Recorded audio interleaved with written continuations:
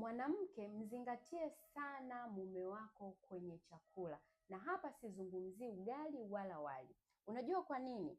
Ni rahisi kuona mwanamke chizi ana mtoto, lakini ni ngumu sana kumuona mwanaume chizi ana mtoto. Mwanaume anatafuta pa kufanyia, lakini mwanamke anatafuta sababu kwa nini afanye.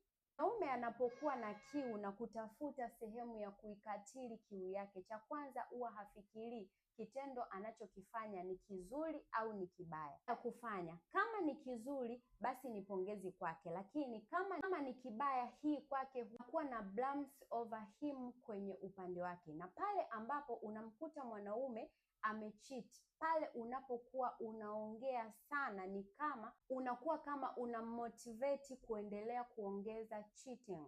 Sasa kwa nini nimezungumza mwanamke mzingatie sana mwanaume kwenye chakula? Narudia tena, sijamaanisha ugali au wali. Kama umenielewa, share video hii kwa wanawake